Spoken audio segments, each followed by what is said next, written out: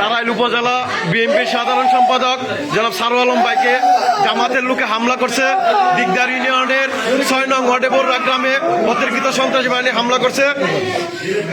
এখন তারাইল হাসপাতালে আছেন, তার চিকিৎসাধীন অবস্থা খুবই আশঙ্কাজনক, তার অবস্থা খুবই খারাপ।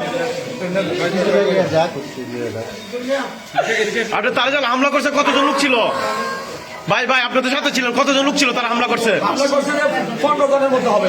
15 জনের মতো। আচ্ছা আচ্ছা, হামলা সব আপনি কই সাথে ছিলেন? আমি একটু পিছনে ছিলাম।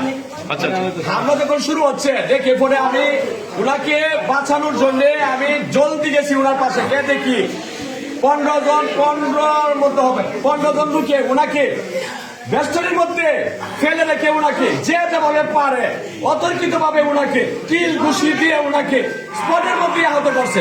আমরা স্পটের থেকে তাকে উদ্ধার করে তারাই হসপিটালে নিয়ে আসলাম। এখন তার অবস্থা কিরকম? ডাক্তার কি বলছেন? অবস্থা আশঙ্কাজনক। ডাক্তার কি বলছে এই মুহূর্তে? এই মুহূর্তে আশঙ্কাজনক অবস্থায় উনি আছেন। ওনাকে বলছে ডাক্তাররা ঢাকা পাঠানোর জন্য। আচ্ছা, যাই হোক, এখন তাদের কি ভর্তি করছে? আপাতত কি ভর্তি আছে? আচ্ছা ঠিক আছে, তার চিকিৎসা করেন। আচ্ছা ঠিক আছে।